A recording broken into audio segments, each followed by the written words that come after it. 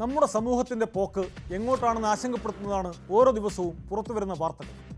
വിവാഹവും മാതൃത്വവുമൊക്കെ ദിവ്യമായി കണ്ടിരുന്ന തലമുറ അന്യം നിൽക്കുകയാണ്.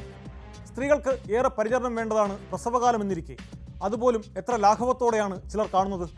തൃശ്ശൂരിൽ 2 കുഞ്ഞുങ്ങളുടെ ജീവനെടുത്ത അവിവാഹിതയായ യുവതി പോലീസിന് നൽകിയ മൊഴി യൂട്യൂബ് നോക്കിയാണ് വീട്ടിൽ പ്രസവിച്ചതെന്നാണ്.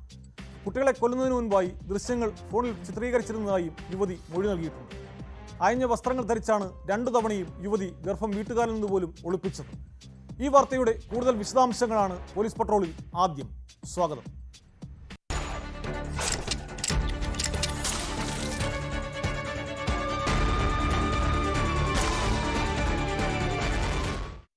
തൃശൂർ പുതുക്കാട് നവജാത ശിശുക്കളെ കൊന്നു കുഴിച്ചുമൂടിയ സംഭവത്തിൽ 2ാമത്തെ കുഞ്ഞിന്റെ ശരീരാവശിഷ്ടങ്ങളും കണ്ടെത്തി. 2ാം പ്രതി ഭവിന്റെ വീടിന്റെ പരിസരത്ത് നിന്നാണ് കുട്ടിയുടെ അവശിഷ്ടങ്ങൾ കിട്ടിയത്.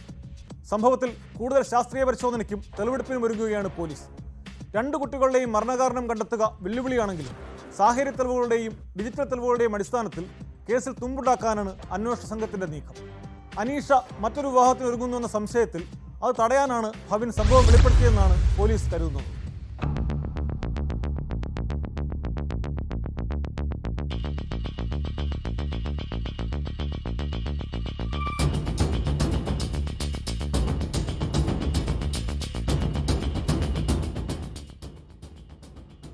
ഒന്നാം പ്രതി അനീഷ ആദ്യ കുഞ്ഞിനെ കുഴിച്ചിട്ട സ്വന്തം വീടിന്റെ പരിസരം, 2ാമത്തെ കുഞ്ഞിനെ കുഴിച്ചിട്ട 2ാം പ്രതി ഭവിന്റെ വീടിന്റെ പരിസരം, ഇവിടങ്ങളിലാണ് ഫോറൻസിക് സംഘത്തിന്റെ നേതൃത്വത്തിൽ പരിശോധന നടത്തിയത്. ഇരിങ്ങാലക്കുട RDOയുടെ സാന്നിധ്യത്തിൽ രാവിലെ അനീഷയുടെ വീട്ടിലെത്തിയ ഉദ്യോഗസ്ഥർ ഫോറൻസിക് വിദഗ്ധൻ ഡോക്ടർ KS ഉന്മേഷിന്റെ നേതൃത്വത്തിലാണ് പരിശോധന നടത്തിയത്. 4 വർഷം മുൻപ് ആദ്യം കൊലപ്പെടുത്തിയ കുട്ടിയുടെ ചില അസ്ഥികൾ കൂടി ഇവിടെ നിന്ന് കണ്ടെത്തി. 1 അടി താഴ്ചയിലെടുത്ത കുഴിയിൽ നിന്നും ചെറിയ എല്ലിൻ കഷ്ണങ്ങളാണ് കണ്ടെത്തിയത്. ഭവിന്റെ വീടിന്റെ പരിസരത്ത് നിന്നാണ് 2ാമത്തെ കുഞ്ഞിന്റെ മൃതദേഹ അവശിഷ്ടങ്ങൾ കിട്ടിയത്. 2ഇടത്തു നിന്നും മണ്ണിന്റെ അവശിഷ്ടങ്ങളും ഫോറൻസിക് സംഘം ശേഖരിച്ചിട്ടുണ്ട്.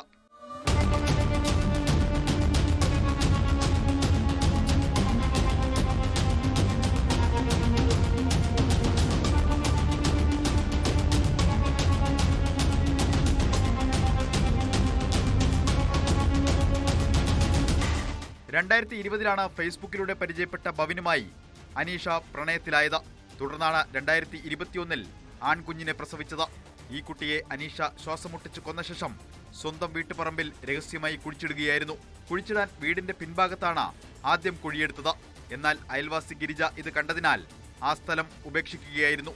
പിന്നീട് വീടിന്റെ ഇടതുഭാഗത്തെ മാവിൻ ചുവട്ടിൽ കുഴിച്ചിട്ടു. 8 മാസത്തിനു ശേഷം കുഞ്ഞിന്റെ അസ്ഥി പുറത്തെടുത്ത് ഭവിന് കൈമാറി. കുഞ്ഞിനെ കൊലപ്പെടുത്തിയതിന്റെ ദോഷം മാറാൻ കർമ്മങ്ങൾ ചെയ്ത് അസ്ഥി കടലിൽ നിമജ്ജനം ചെയ്യാമെന്ന് ഭവിൻ പറഞ്ഞു. എന്നാൽ എന്നെങ്കിലും അനീഷ തന്നെ ഉപേക്ഷിച്ചാൽ കുഞ്ഞിന് ജന്മം നൽകിയെന്നതിന്റെ തെളിവായി ഭവിൻ ഈ അസ്ഥി സൂക്ഷിക്കുകയായിരുന്നുവെന്ന് പോലീസ് പറയുന്നു. പിന്നീടും ഭവിനുമായി ബന്ധം തുടർന്ന അനീഷ 2024 വീണ്ടും ഗർഭിണിയായി. വീട്ടിലെ മുറിയിൽ വെച്ച് 2ാമതും ഒരാൺകുഞ്ഞിനെ പ്രസവിച്ച അനീഷ കുഞ്ഞ് കരഞ്ഞതോടെ ശ്വാസം മുട്ടിച്ച് കൊലപ്പെടുത്തി. തുടർന്ന് കുഞ്ഞിന്റെ മൃതദേഹം സ്കൂട്ടറിൽ ഭവിന്റെ ആമ്പല്ലൂരിലെ വീട്ടുപറമ്പിലെത്തിച്ച് ഇരുവരും ചേർന്ന് രഹസ്യമായി കുഴിച്ചുമൂടിയെന്നാണ് മൊഴി.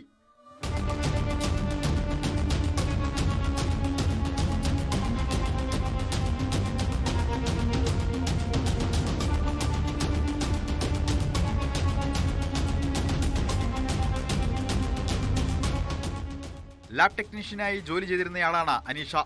യൂട്യൂബ് നോക്കിയാണ് വീട്ടിൽ പ്രസവിച്ചതെന്നും പൊക്കിൾ കൊടി മുറിച്ചു മാറ്റിയതെന്നുമാണ് യുവതി നൽകിയ മൊഴി. ഗർഭിണിയായതോടെ ഇക്കാര്യം മറ്റുള്ളവർ അറിയാതിരിക്കാൻ അയഞ്ഞ വസ്ത്രങ്ങൾ ധരിച്ചിരുന്നു. ഹോർമോൺ പ്രശ്നങ്ങൾ കാരണമാണ് വണ്ണം വയ്ക്കുന്നതെന്ന് പറഞ്ഞും മറ്റുള്ളവരെ തെറ്റിദ്ധരിപ്പിച്ചതായി യുവതി പോലീസിനോട് പറഞ്ഞു. 2 കുട്ടികളെയും മാതാപിതാക്കൾ ചേർന്ന് കൊലപ്പെടുത്തിയതാണെന്ന് പോലീസ് ഉറപ്പിക്കുന്നുണ്ടെങ്കിലും മരണകാരണം ശാസ്ത്രീയ പരിശോധനകളിൽ തെളിയിക്കാനാകില്ലെന്നത് അന്വേഷണ സംഘത്തിന് മുന്നിലെ വെല്ലുവിളിയാണ്. ഈ സാഹചര്യത്തിൽ സാഹചര്യ തെളിവുകളും ഡിജിറ്റൽ തെളിവുകളും CDR വിവരങ്ങളും മുഖ്യ തെളിവുകളാക്കി കേസിൽ തുമ്പുണ്ടാക്കാനാണ് അന്വേഷണ സംഘം ശ്രമിക്കുന്നത്.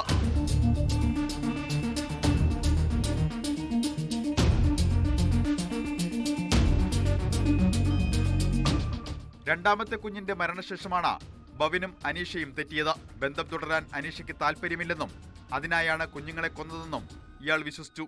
യുവതി മറ്റൊരു വിവാഹം കഴിക്കാൻ പോകുന്നുവെന്ന സംശയം പ്രശ്നങ്ങൾ രൂക്ഷമാക്കി.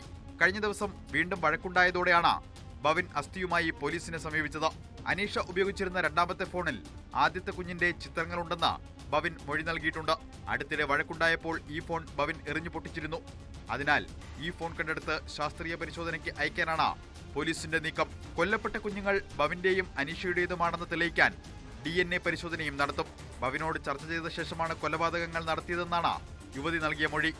കുട്ടികളെ കൊലപ്പെടുത്തുന്നതിന് മുൻപായി ചിത്രങ്ങളും ദൃശ്യങ്ങളും ഫോണിൽ ചിത്രീകരിച്ചിരുന്നതായി അനീഷയും പോലീസിനോട് സ്ഥിരീകരിച്ചിട്ടുണ്ട്. പ്രതികളെ കസ്റ്റഡിയിൽ വാങ്ങി കൂടുതൽ അന്വേഷണം നടത്താനാണ് പോലീസിന്റെ തീരുമാനം.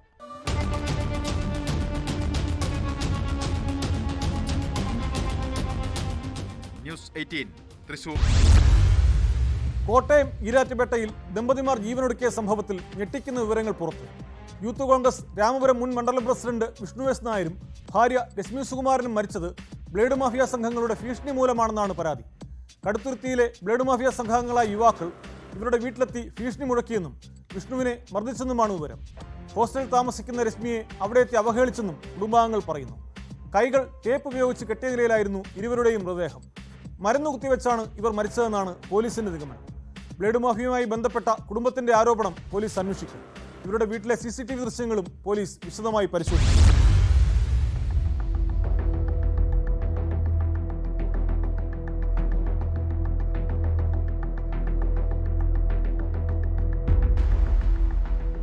ഈരാറ്റുപേട്ട പനക്കപ്പാളത്ത് വാടകയ്ക്ക് താമസിക്കുന്ന വിഷ്ണുവിനെയും രശ്മിയെയും രാവിലെയാണ് മരിച്ച നിലയിൽ കണ്ടത്. ഇതിന് പിന്നാലെ പോലീസ് നടത്തിയ അന്വേഷണത്തിലാണ് കൂടുതൽ വിവരങ്ങൾ പുറത്തുവന്നത്. കരാറെടുത്ത് കെട്ടിട നിർമ്മാണം നടത്തിയിരുന്ന വിഷ്ണുവിന് വലിയ സാമ്പത്തിക ബാധ്യത ഉണ്ടായിരുന്നു. ഇതിനെ തുടർന്ന് പല ബ്ലേഡ് സംഘങ്ങളിലായി പണം കടം വാങ്ങിയിരുന്നു. ഇതിൽപ്പെട്ട കടുത്തുരുത്ത് സംഘമാണ് വിഷ്ണുവിനെ വീട്ടിലെത്തി ഭീഷണിപ്പെടുത്തി മർദ്ദിച്ചത്.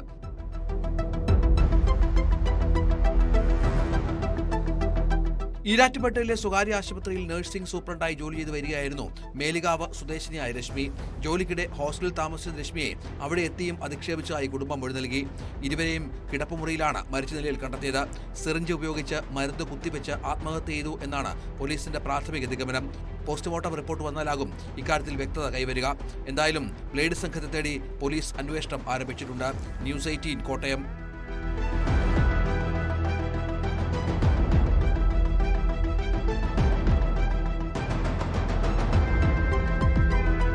ന്യൂസ് 18 കോട്ടയം. സാമ്പത്തിക പ്രശ്നങ്ങളെ തുടർന്ന് വയനാട് സ്വദേശി ഹേമേന്ദ്രനെ തട്ടിക്കൊണ്ടുപോയി കൊലപ്പെടുത്തിയ കേസിൽ കൂടുതൽ വിവരങ്ങൾ പുറത്ത്. കണ്ണൂരുകാരിയായ സ്ത്രീയെ ഉപയോഗിച്ചാണ് ഹേമേന്ദ്രനെ സംഘം കുടുക്കിയതെന്ന് പോലീസ് കണ്ടെത്തി.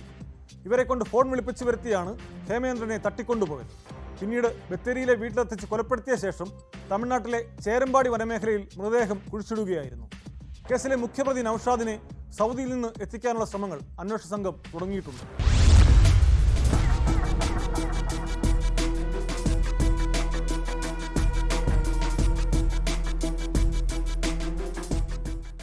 കണ്ണൂരുകാരിയായ സ്ത്രീയെ ഉപയോഗിച്ചാണ് ഹേമചന്ദ്രനെ കുടിക്കിയതെന്നാണ് പോലീസ് കണ്ടെത്തൽ.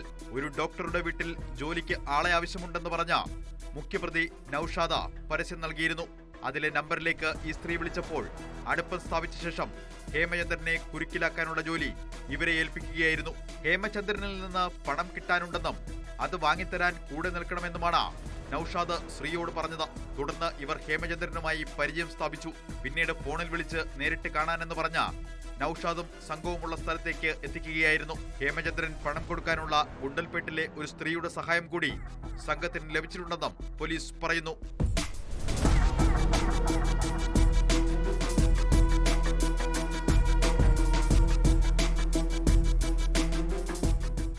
ഒന്നര വർഷം മുൻപ് കോഴിക്കോട്ട് നിന്നാണ് ഹേമചന്ദ്രനെ കാണാതായത്. വയനാട് ബത്തേരിയിലെ ഒരു വീട്ടിൽ എത്തിച്ചായിരുന്നു കൊലപാതകം. വിൽപ്പനയ്ക്കായി നൌഷാദിനെ മറ്റൊരാൾ ഏൽപ്പിച്ച വീടാണിത്. ഇവിടെ 2 ദിവസം തടവിൽ പാർപ്പിച്ച് മർദ്ദിച്ച ശേഷമാണ് കൊന്നതെന്നാണ് പോലീസിന് ലഭിച്ച വിവരം. തുടർന്നാണ് ബത്തായിൽ നിന്ന് പാട്ടവയൽ വഴി വാഹനത്തിൽ കൊണ്ടുപോയി ചേരമ്പാടി വനമേഖലയിലുള്ള ചതുപ്പിൽ കുഴിച്ചുമൂടിയത്. ഹേമചന്ദ്രനെ രഹസ്യമായി കുഴിച്ചുമൂടാനാണ് കേസിൽ അറസ്റ്റിലായ സുൽത്താൻ ബത്തേരി സ്വദേശികളായ ജ്യോതിഷ് കുമാറിനെയും BS അജേഷിനെയും നൌഷാദ് വിളിച്ചു വരുത്തിയത്. നൌഷാദിനെ സൗദിയിൽ നിന്ന് എത്തിക്കാനുള്ള ശ്രമങ്ങൾ ആരംഭിച്ചിട്ടുണ്ടെന്ന് പോലീസ് പറയുന്നു. ഊട്ടി മെഡിക്കൽ കോളേജിൽ പോസ്റ്റ്മോർട്ടത്തിന് ശേഷം ഹേമചന്ദ്രന്റെ മൃതദേഹം കോഴിക്കോട് മെഡിക്കൽ കോളേജ് ആശുപത്രി മോർച്ചറിയിൽ എത്തിച്ചിട്ടുണ്ട്. കുടുംബാംഗങ്ങൾ എത്തി തിരിച്ചറിഞ്ഞെങ്കിലും DNA പരിശോധനാ ഫലം ലഭിച്ച ശേഷമേ മൃതദേഹം ബന്ധുക്കൾക്ക് വിട്ടുകൊടുക്കുകയുള്ളൂ. കേസിൽ നൌഷാദിന് സഹായം ചെയ്ത മറ്റു പ്രതികളെ കൂടി പിടികൂടാനുള്ള ശ്രമത്തിലാണ് പോലീസ്.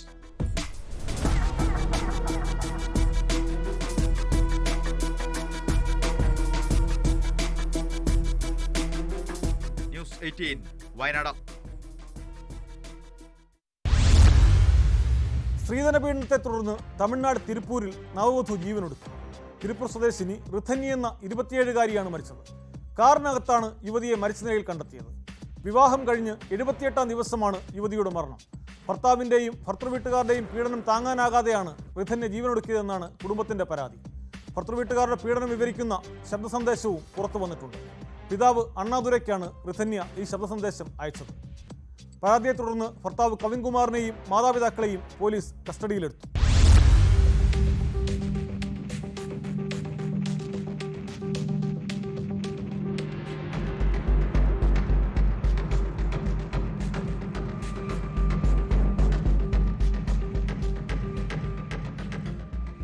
തിരുപ്പൂർ കൈകൊട്ടിപ്പുത്തൂർ സ്വദേശിയായ യുവതിയെ കാറിനകത്ത് വിഷം ഉള്ളിൽ ചെന്ന് മരിച്ച നിലയിലാണ് കണ്ടെത്തിയത്. ഞായറാഴ്ച ക്ഷേത്രത്തിലേക്കെന്ന് പറഞ്ഞ് കാറിൽ പോയ ഋഥന്യ വഴിയോരത്ത് വാഹനം നിർത്തി കീടനാശിനി ഗുളികകൾ കഴിക്കുകയായിരുന്നു. ഏറെ നേരമായി കാർ വഴിയോരത്ത് കിടക്കുന്നത് കണ്ടതോടെ നാട്ടുകാരനാണ് വിവരം പോലീസിനെ അറിയിച്ചത്. മൃതദേഹം അവിനാശി സർക്കാർ ആശുപത്രിയിലേക്ക് മാറ്റി.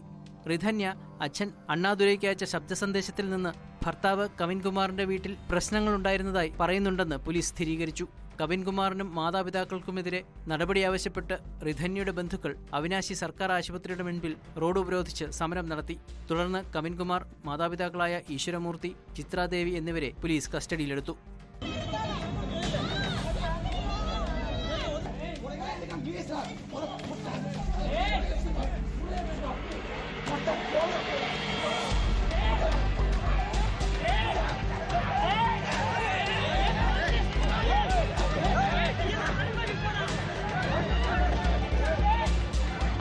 ഭർത്താവ് ശാരീരികമായും ഭർത്തൃവീട്ടുകാർ മാനസികമായും പീഡിപ്പിക്കുന്നതായും മാതാപിതാക്കൾക്ക് ഭാരമായിരിക്കാൻ ആഗ്രഹിക്കുന്നില്ലെന്നും ഋഥന്യ പിതാവിന് അയച്ച ശബ്ദ സന്ദേശത്തിൽ പറയുന്നു.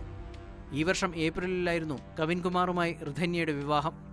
100 പവൻ സ്വർണവും 70 ലക്ഷം രൂപ വരുന്ന ആഡംബര കാറുമാണ് മാതാപിതാക്കൾ വിവാഹ സമ്മാനമായി നൽകിയത്. സംഭവത്തിൽ പോലീസ് കൂടുതൽ അന്വേഷണം നടത്തിവരുന്നു. തിരുപ്പൂർ RDOയും അന്വേഷണം തുടങ്ങി.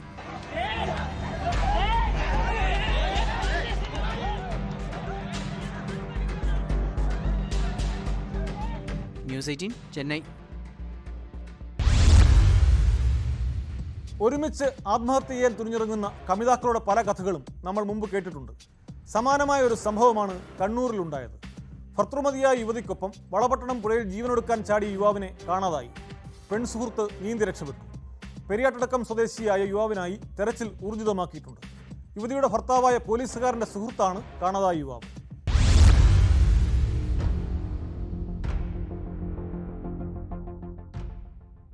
ഞായറാഴ്ച രാത്രിയിലാണ് ദേശീയപാതയിൽ വളപട്ടണം പാലത്തിന് മുകളിൽ നിന്ന് ഇരുവരും താഴേക്ക് ചാടിയത്. യുവതി നീന്തി കരകയറിയെങ്കിലും ആൺസുഹൃത്തിനെ കണ്ടെത്താനായില്ല. രാവിലെയാണ് ബേക്കൽ പെരിയാട്ടടുക്കം സ്വദേശിനിയായ 35 വയസ്സുകാരിയെ വളപട്ടണം പുഴയുടെ ഓരത്ത് നാട്ടുകാർ കണ്ടത്. തുടർന്ന് വളപട്ടണം പോലീസിൽ വിവരമറിയിക്കുകയായിരുന്നു. പോലീസ് എത്തി യുവതിയെ സ്റ്റേഷനിൽ എത്തിച്ച കാര്യങ്ങൾ ആരാഞ്ഞപ്പോഴാണ് ഇവർ സംഭവം വിശദീകരിച്ചത്. യുവാവിനായി പോലീസും ഫയർഫോഴ്സും പുഴയിൽ തെരച്ചിൽ നടത്തിയെങ്കിലും കണ്ടെത്താനായില്ല. ഞായറാഴ്ച രാവിലെയാണ് പെരിയാട്ടടുക്കത്തെ വീട്ടിൽ നിന്ന് യുവതിയെ കാണാതായത്. തുടർന്ന് ബേക്കൽ പോലീസിൽ വീട്ടുകാർ പരാതി നൽകി. കേസെടുത്ത പോലീസ് അന്വേഷണം നടത്തുന്നതിനിടെയാണ് പുഴയുടെ തീരത്ത് യുവതിയെ കണ്ടെത്തിയത്. യുവതിയുടെ ഭർത്താവായ പോലീസുകാരന്റെ സുഹൃത്താണ് കാണാതായ യുവാവ് എന്നാണ് വിവരം. ന്യൂസ് 18 കണ്ണൂർ. ഉത്തർപ്രദേശിൽ നിന്നുള്ള ഞെട്ടിക്കുന്ന ഒരു വാർത്തയിലേക്കാണ് ഇനി. ദളിത് പെൺകുട്ടിയെ മതം മാറ്റാൻ കേരളത്തിലേക്ക് കടത്തിക്കൊണ്ടുവന്നുവെന്ന പരാതിയിൽ 2 പേർ UP-യിൽ പിടിയിൽ. ദിൽഹട്ട് ഗ്രാമത്തിലെ താമസക്കാരായ കക്കാഷ് ബാനു, മുഹമ്മദ് കൈഫ് എന്നിവരാണ് അറസ്റ്റിലായത്. 15 വയസ്സുകാരിയെ തൃശ്ശൂരിലാണ് ഇവരെത്തിച്ചത്. കുട്ടിയെ പണം നൽകി വശീകരിച്ച് മതപരിവർത്തനത്തിനായി മെയ് 8-ന് കേരളത്തിലേക്ക് കൊണ്ടുവന്നെന്നാണ് കുട്ടിയുടെ അമ്മയുടെ പരാതി. ദരിദ്ര കുടുംബങ്ങളിൽപ്പെട്ട പെൺകുട്ടികളെ മതം മാറ്റാനായി കേരളത്തിലേക്ക് കൊണ്ടുപോകുന്ന സംഘടിത ശൃംഖലയിൽപ്പെട്ടവരാണ് ഇവരെന്ന് UP പോലീസ് സംശയിക്കുന്നു.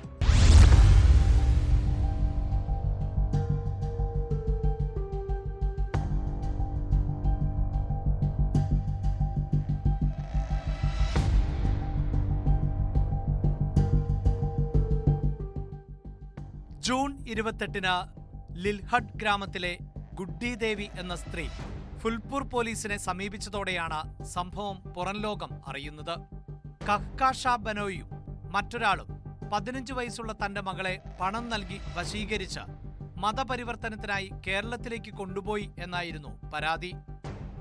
हमारी लड़की 8 मई को दावत खाने गई थी कोटेदार के बिटिया के साथ शादी में, और वहीं से गायब हो गई 10 बजे रात.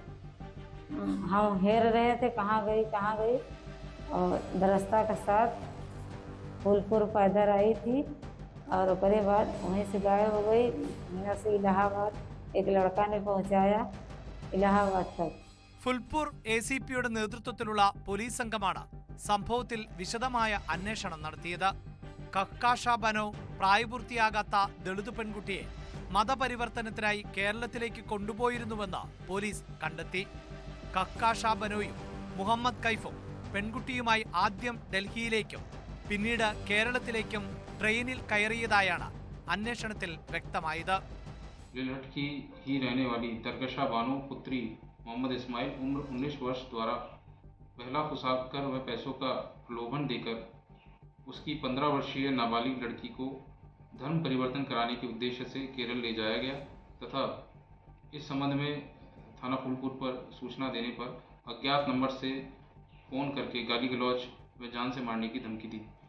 മുഹമ്മദ് കൈഫ് പെൺകുട്ടിയോട് മോശമായി പെരുമാറുകയും ഗർഭഛിദ്രശ്രമം നടത്തുകയും ചെയ്തുവെന്നും ആരോപണമുണ്ട്. തൃശൂരിൽ എത്തിയ പെൺകുട്ടിയെ മതം മാറാൻ പണം വാഗ്ദാനം ചെയ്തു. ദേശവിരുദ്ധ പ്രവർത്തനങ്ങൾ നടത്തുന്ന സംഘമാണ് പിന്നിലെന്ന് പെൺകുട്ടിക്ക് ബോധ്യപ്പെട്ടതോടെ ഇവരുടെ പിടിയിൽ നിന്ന് രക്ഷപ്പെട്ട് തൃശൂർ റെയിൽവേ സ്റ്റേഷനിൽ എത്തി. പോലീസിനെ സമീപിച്ച് ദുരിതങ്ങൾ വിവരിച്ചു. തുടർന്ന് പോലീസ് പ്രയാഗ്രാജിലെ കുടുംബാംഗങ്ങളുമായി ബന്ധപ്പെടുകയായിരുന്നു. പെൺകുട്ടിയെ തൃശൂരിലെ ശിശുക്ഷേമ സമിതിക്ക് കൈമാറുകയും ചെയ്തു. നിലവിൽ പ്രയാഗ്രാജിലെ സർക്കാർ സംരക്ഷണ കേന്ദ്രത്തിലാണ് പെൺകുട്ടിയുള്ളത്. അതീവ പ്രാധാന്യത്തോടെയാണ് UP പോലീസ് കേസ് അന്വേഷിക്കുന്നത്. സംഭവത്തിൽ കേരള പോലീസും അന്വേഷണം തുടങ്ങിയതായാണ് വിവരം.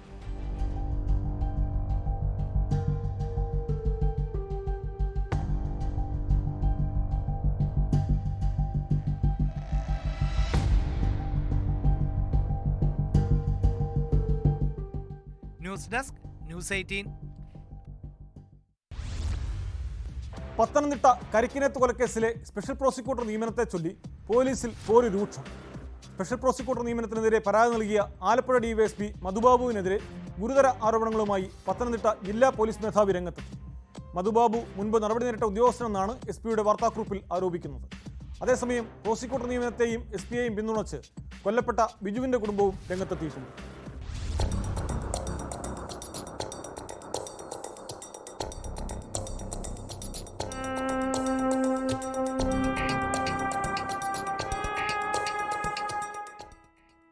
പത്തനംതിട്ട കരിക്കിനേത്ത് കൊലക്കേസിലെ സ്പെഷ്യൽ പ്രോസിക്യൂട്ടർ നിയമനത്തെ ചൊല്ലി ഉന്നത പോലീസ് ഉദ്യോഗസ്ഥർ തമ്മിലുള്ള തർക്കമാണ് പരസ്യപ്പോരിലേക്ക് എത്തിയിരിക്കുന്നത്.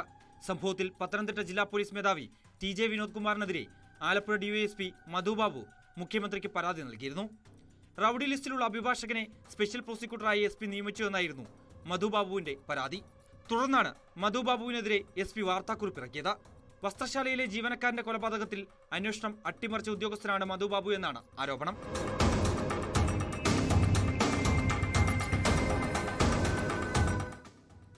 2013 നടന്ന കരിക്കിനേത്ത് കൊലപാതക കേസിന്റെ അന്വേഷണത്തിൽ പത്തനംതിട്ട CI ആയിരുന്ന മധുബാബു വീഴ്ച വരുത്തിയെന്നാണ് SP പരസ്യമായി ആരോപിക്കുന്നത്.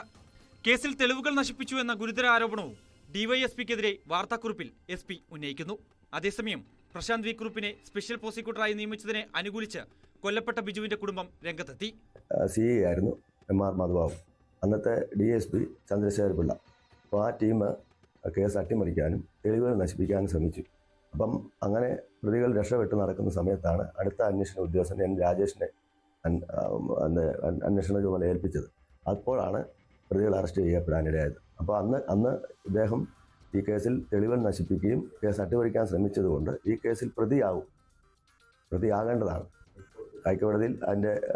ഹൈക്കോടതി ജഡ്ജ് കമാൽ പാഷയുടെ സ്റ്റേറ്റ്മെൻറ്റിൽ ഇദ്ദേഹം ഇതിനകത്ത് പ്രതിസ്ഥാനത്ത് വരേണ്ടതാണെന്നുള്ള വിധിയുണ്ട്.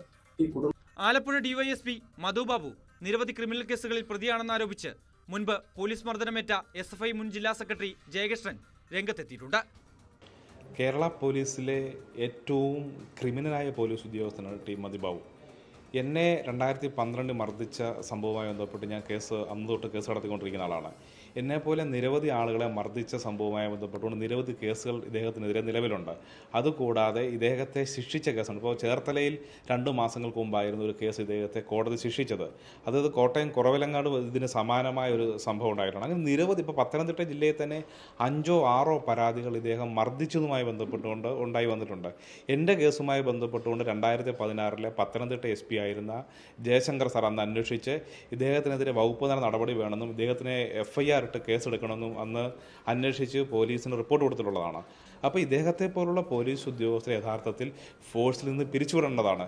ജയകൃഷ്ണന്റെ ആരോപണം പുറത്തു വന്നതോടെ ഉന്നത പോലീസ് ഉദ്യോഗസ്ഥർ തമ്മിലുള്ള പോരിന് രാഷ്ട്രീയമാനം കൂടി വന്നിരിക്കുകയാണ്.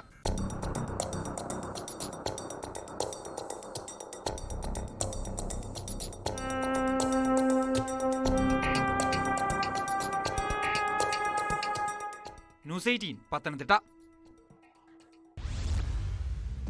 ജീവിത സാഹചര്യം കൊണ്ട് ഒരു സ്ത്രീ തനിച്ച് താമസിക്കേണ്ടി വന്നാൽ അവരുടെ സംരക്ഷണം ഉറപ്പുവരുത്തേണ്ടത് സമൂഹത്തിൻ്റെയും ഉത്തരവാദിത്തമാണ്. നിയമസംരക്ഷണം ഉണ്ടെങ്കിലും ചില കഴുകൻ കണ്ണുകൾ അവരെ ദ്രോഹിക്കാൻ എത്തിയേക്കാം. കൊല്ലം ചിതറയിൽ ഒറ്റയ്ക്ക് താമസിച്ചിരുന്ന 56-കാരിയെ വീടിനുള്ളിൽ കയറി പീഡിപ്പിക്കാൻ ശ്രമിച്ചയാളെ പോലീസ് പിടികൂടി. കാഞ്ഞിരത്തുമൂട് സ്വദേശിയായ 47-കാരൻ അനിൽകുമാറാണ് ചിതറ പോലീസിന്റെ പിടിയിലായത്.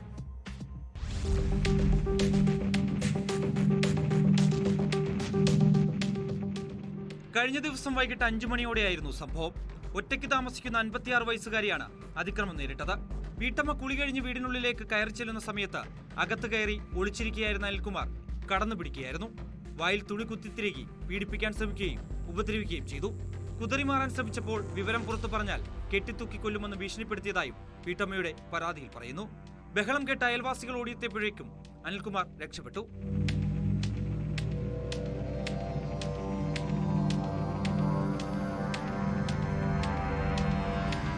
ഒളിവിൽ കഴിഞ്ഞ അനിൽകുമാറിനെ ചിതറ പോലീസ് മടത്തറയ്ക്ക് സമീപത്ത് നിന്നാണ് പിടികൂടിയത്. അനിൽകുമാറിനെതിരെ ജാമ്യമില്ലാ വകുപ്പ് പ്രകാരമാണ് കേസെടുത്തിട്ടുള്ളത്. കോടതിയിൽ ഹാജരാക്കിയ പ്രതിയെ റിമാൻഡ് ചെയ്തു.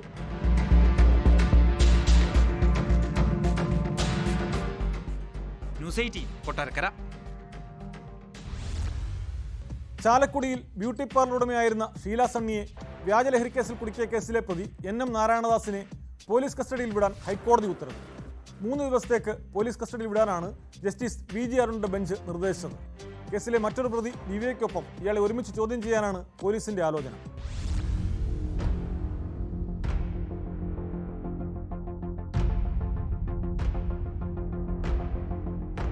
ബംഗളൂരുവിൽ നിന്ന് പിടിയിലായ നാരായണദാസിനെ പോലീസ് കസ്റ്റഡിയിൽ വിടേണ്ടതില്ലെന്ന് നേരത്തെ തൃശൂർ സെഷൻസ് കോടതി ഉത്തരവിട്ടിരുന്നു. ഇതിനെതിരെ സംസ്ഥാന സർക്കാർ സമർപ്പിച്ച അപ്പീലിൽ ആണ് ഹൈക്കോടതിയുടെ തീരുമാനം. ഷീല സണ്ണിയുടെ മകന്റെ ഭാര്യയുടെ സഹോദരിയായ ലിവിയ അടുത്തിടെ ദുബായിൽ നിന്ന് തിരിച്ചെത്തിയപ്പോൾ മുംബൈയിൽ വെച്ച് അറസ്റ്റിലായിരുന്നു. 2 പ്രതികളെയും ഒരുമിച്ചിരുത്തി പോലീസ് ചോദ്യം ചെയ്യും.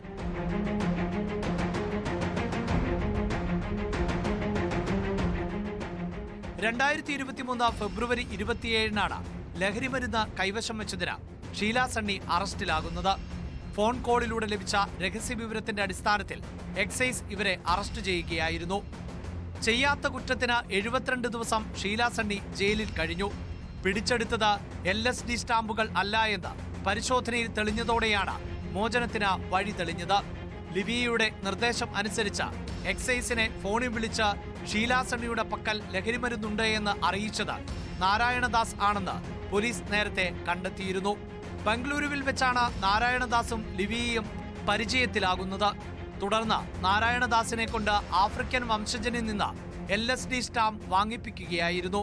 തനിക്കെതിരെ ആക്ഷേപകരമായ കാര്യങ്ങൾ ഷീല സണ്ണി പറഞ്ഞു നടന്നുവെന്നും ഇതിന് പകവീട്ടാനാണ് വാഹനത്തിൽ LSD സ്റ്റാമ്പ് വെച്ചത് എന്നുമാണ് ലിവിയ പോലീസിന് നൽകിയ മൊഴി.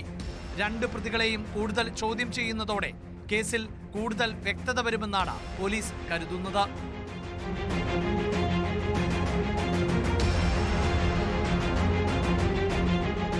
ന്യൂസ് 18 കൊച്ചി. റോഡിലുണ്ടാകുന്ന നിസ്സാര തർക്കങ്ങൾ പോലും ചിലപ്പോൾ വലിയ അക്രമങ്ങൾക്ക് വഴിവെക്കും. കോഴിക്കോട് താമരശ്ശേരിയിൽ വാഹനം മറികടന്നതുമായി ബന്ധപ്പെട്ട തർക്കത്തിന്റെ പേരിൽ ട്രാവൽ ഡ്രൈവറെയും യാത്രക്കാരെയും മർദ്ദിച്ചതായി പരാതി. സംഭവത്തിൽ പിക്കപ്പ് വാൻ ഡ്രൈവർക്കും കണ്ടാലറിയാവുന്ന മറ്റ് 8 പേർക്കുമെതിരെ പോലീസ് കേസെടുത്തു.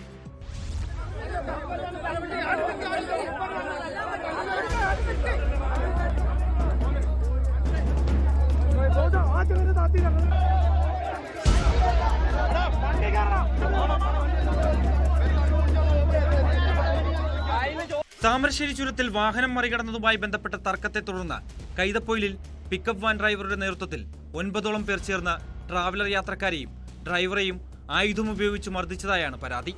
മർദ്ദനത്തിൽ യാത്രക്കാരിൽ ചിലർക്ക് പരിക്കേറ്റിട്ടുണ്ട്. ട്രാവലർ ഡ്രൈവറെ മർദ്ദിക്കുന്നത് പിടിച്ചുമാറ്റാനെത്തിയപ്പോൾ മുഖത്തും ശരീരത്തിലും മർദ്ദിച്ചെന്ന് യാത്രക്കാരൻ രഞ്ജിത്ത് ആരോപിച്ചു.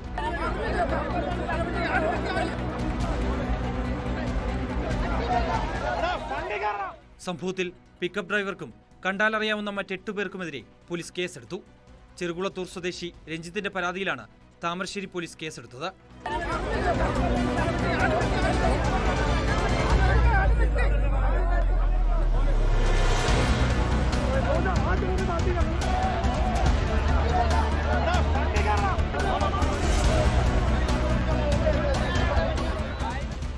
ന്യൂസ് 18 കോഴിക്കോട്.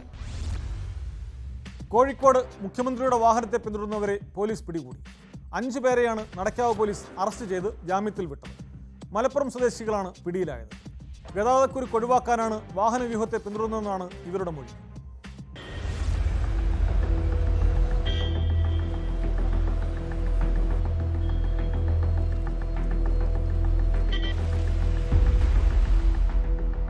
ഞായറാഴ്ച രാത്രി വെങ്ങാലിപ്പാലം മുതൽ മുഖ്യമന്ത്രിയുടെ വാഹനവ്യൂഹത്തിൽ ഉൾപ്പെട്ട ആംബുലൻസിനെ കാറിൽ പിന്തുടർന്നതിനാണ് 5 യുവാക്കളെ കസ്റ്റഡിയിലെടുത്തത്.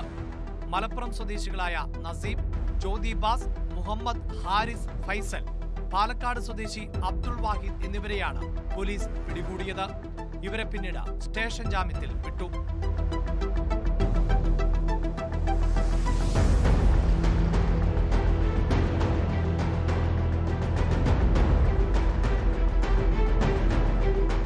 ഇവർ സഞ്ചരിച്ച രജിസ്ട്രേഷൻ നമ്പർ പതിക്കാത്ത കാറിൽ നിന്നും വോക്കി ടോക്കിയും കണ്ടെടുത്തിട്ടുണ്ട്. നഗരത്തിലെ ബ്ലോക്കിൽപ്പെടാതിരിക്കാനാണ് വാഹനവ്യൂഹത്തെ പിന്തുടർന്നത് എന്ന് യുവാക്കൾ പോലീസിന് മൊഴി നൽകി. നിർമ്മാണ മേഖലയിൽ ജോലിക്ക് ഉപയോഗിക്കുന്നതാണ് വോക്കി ടോക്കി എന്നും വാഹനത്തിന്റെ പുതുമ നിലനിർത്താനാണ് പുതിയ രജിസ്ട്രേഷൻ നമ്പർ വാഹനത്തിൽ പതിക്കാത്തത് എന്നുമാണ് ഇവരുടെ മൊഴി.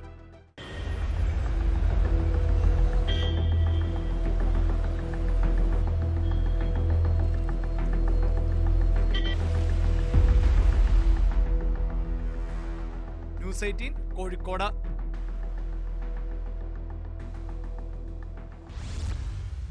എളുപ്പവഴിക്ക് പണം കണ്ടെത്താൻ ആഗ്രഹിക്കുന്ന യുവാക്കളാണ് ലഹരി മാഫിയയുടെ വലയിൽ കുടുങ്ങുന്നവരിലേറെയും. സമീപകാലത്ത് നിരവധി യുവാക്കൾ ലഹരി കച്ചവടത്തിലേക്ക് തിരിഞ്ഞതായി കേസുകളുടെ എണ്ണം വ്യക്തമാക്കുന്നു.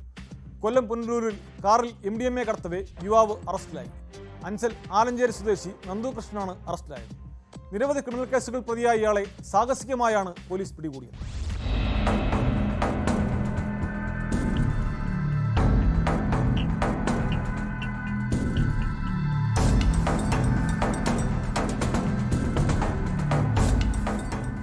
അഞ്ചൽ പോലീസിന് ലഭിച്ച രഹസ്യവിവരത്തെ തുടർന്നാണ് നന്ദു കൃഷ്ണൻ അറസ്റ്റിലായത്. പ്രതിയിൽ നിന്ന് MDMA കണ്ടെടുത്തു. ഇയാൾ സഞ്ചരിച്ച കാറും കസ്റ്റഡിയിലെടുത്തിട്ടുണ്ട്. പിടികൂടാൻ ശ്രമിച്ചപ്പോൾ പോലീസിനെ ആക്രമിച്ച് രക്ഷപ്പെടാൻ പ്രതി ശ്രമിച്ചതായും സാഹസികമായാണ് നന്ദു കൃഷ്ണനെ പിടികൂടിയതെന്നും അഞ്ചൽ പോലീസ് പറഞ്ഞു.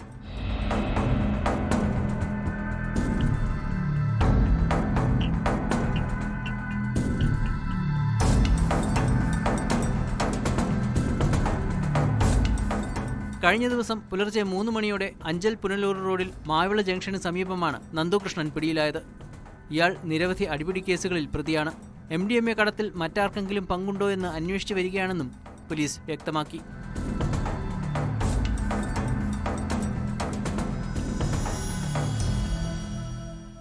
ന്യൂസ് 18 പുനലൂർ. തിരുവനന്തപുരം വർക്കലയിൽ 2 സ്കൂളുകളിൽ സാമൂഹ്യ വിരുദ്ധരുടെ അഴിഞ്ഞാട്ടം. കുരക്കണ്ണി ഗവൺമെന്റ് LPSലും സമീപമുള്ള HVUP സ്കൂളിലുമാണ് സംഭവം. സ്കൂളിനുള്ളിൽ അതിക്രമിച്ചു കയറിയ സാമൂഹ്യ വിരുദ്ധർ ഏറെ നാശനഷ്ടങ്ങൾ വരുത്തി. കുറ്റക്കാരെ കണ്ടെത്തി കടുത്ത നടപടി സ്വീകരിക്കണമെന്നാണ് നാട്ടുകാരുടെ ആവശ്യം.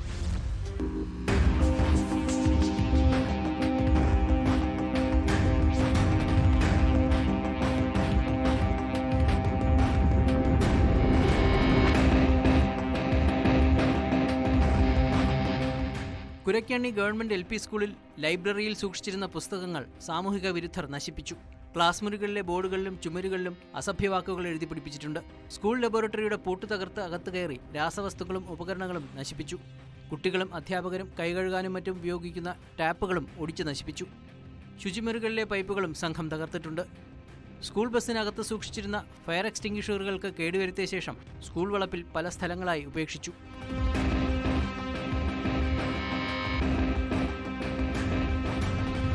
സമീപത്തുള്ള HVUP സ്കൂളിലും സമാന രീതിയിലാണ് അതിക്രമം കാണിച്ചിട്ടുള്ളത്. കുരയ്ക്കണ്ണി ഗവൺമെന്റ് സ്കൂളിൽ കഴിഞ്ഞ വർഷവും സാമൂഹിക വിരുദ്ധ ശല്യം അരങ്ങേറിയിരുന്നു.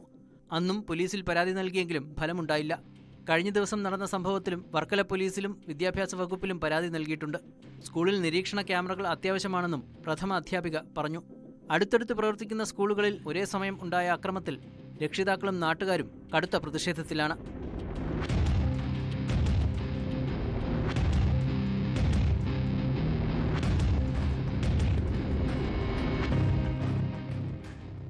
ന്യൂസ് 18 ആറ്റിങ്ങൽ.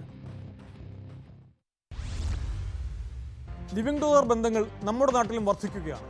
പൊരുത്തക്കേടുകൾ ഉണ്ടായാൽ വിവാഹബന്ധങ്ങളിലേതുപോലെ നൂലാമാലകളില്ലാതെ വളരെ വേഗം പിരിഞ്ഞു പോകാമെങ്കിലും പലരും പങ്കാളികളോട് പകയോടെ പെരുമാറുന്നു.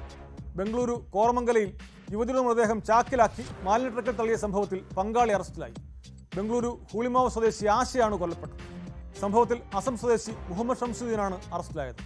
മൃതദേഹം കണ്ടെത്തിയതിന് പിന്നാലെ കേസെടുത്ത പോലീസ് CCTV ദൃശ്യങ്ങൾ കേന്ദ്രീകരിച്ച് നടത്തിയ അന്വേഷണത്തിലാണ് ഷംസുദ്ദീനെ പിടികൂടിയത്. ഇന്നത്തെ പോലീസ് പട്രോൾ പൂർത്തിയാകുന്നു. നമസ്കാരം.